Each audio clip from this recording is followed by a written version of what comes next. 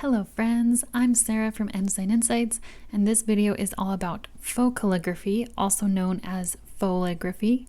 I love fauxligraphy. This is how I started learning lettering, and it really helped me to understand the thin upstrokes and thick downstrokes when I started using a brush pen.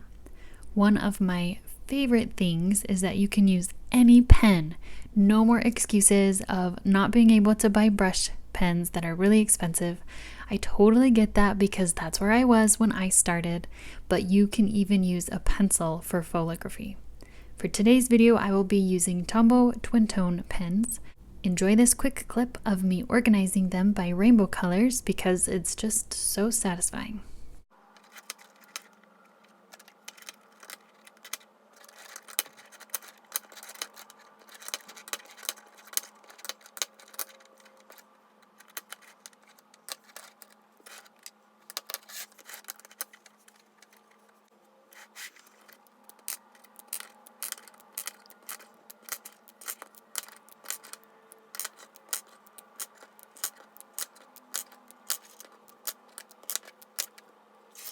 Don't you just love those colors? I have 2 packs of these pens and I will link to them below. Alright, getting right into faux calligraphy. First, you're going to write a word. It can be script style or print style. It doesn't matter right now. And second, add a line to the downstrokes. If you don't remember where the downstrokes are, you can follow your word with your pen to see where the pen went down. We only want the downstrokes. Leave any sideways strokes or upstrokes. We want our downstrokes to be all the same angle. And third, fill in the downstrokes. If you don't want very thick downstrokes, the second and third step here may be combined for you, and I'll talk about that a little bit more in a minute. The main goal is to make sure all of your downstrokes are the same thickness to keep it consistent throughout your word. When I teach my hand lettering workshops, the first thing I teach is faux calligraphy. Most people hesitate because they say their cursive doesn't look like mine. This is true, first, because we all have different styles, and second, because lettering is not cursive. You can see here I tried writing in cursive, and to be honest, I don't remember how to do cursive very well since I just do lettering. But the main thing is that your pen never lifts the paper with cursive. This is okay for some of the letters, but it's really going to mess up other letters. For example, the E in cursive doesn't have much of a downstroke because you just loop your pen around. With lettering, you pick up your pen so the E gets its full downstroke. You can see when I try to add the fauxligraphy downstroke, it looks like a really soggy bottom, which you don't want. Also in the G, you have the line going through the oval of the G because you don't lift your pen. As I tried to add the downstroke, it's really squished in there. Whereas the G, when you pick up your pen, has the full oval to just add the downstroke to. So when my students ask if you can just write a word in cursive for fauxligraphy, it only sometimes works. I'm going to break down each letter of the alphabet here to show you how you would use faux calligraphy to thicken the downstrokes. Each letter is made up of different strokes. If you have never heard of the basic strokes for hand lettering and calligraphy, I will link to my video about that where I show you each of the strokes in real time. But right here, you can see me using these different strokes to make each letter. Unlike cursive, you actually get to pick up your pen between each stroke. If you are really used to cursive, this may be hard at first. It takes a lot of patience to slow down and break down each letter. Of course, if you enjoy a more cursive style, don't pick up your pen style. I'm sure you can make that look good.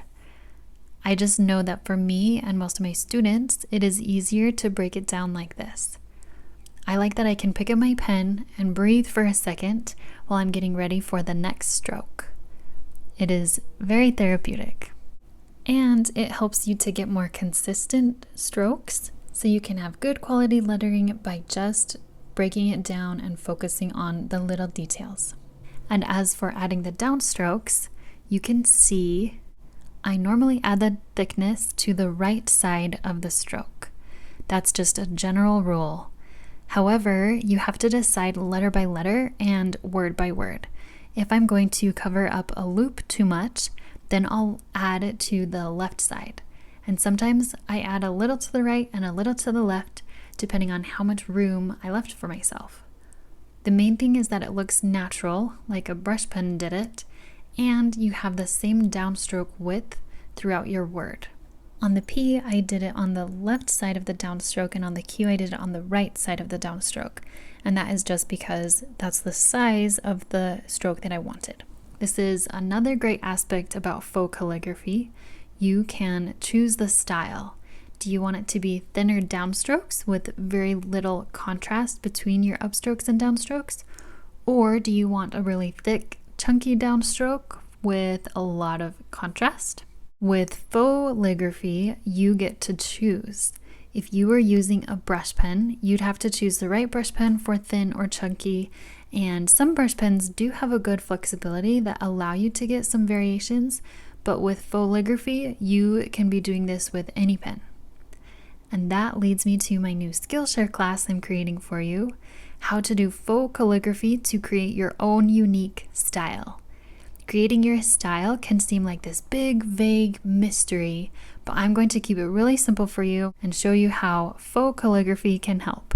In that Skillshare class, you will get these free practice sheets with each letter broken down into the strokes and plenty of faux calligraphy practice. If you can't wait for the class, I also have faux calligraphy worksheets with lowercase, uppercase, and several words to practice in faux calligraphy, and I'll link to those below. If you've never heard of Skillshare, it's really awesome. When you sign up, you can take any class you want at no extra cost. Plus, I have a link you can use to get 2 months free to just try it out, so you could take all of my classes and any other classes for those 2 months for free. I will link to my faux calligraphy class here as soon as I publish it. If you are watching this right after I upload it, you will have to wait a little bit, so be looking for that in the next couple of weeks. I hope that this faux calligraphy tutorial helped you to be able to break down each letter into strokes. I am so excited to share more faux calligraphy tutorials with you coming soon. Thank you so much for watching. I appreciate you being here. Subscribe so you don't miss my next video, and I will see you next time. And let's end on recapping those rainbow pens to finish it up.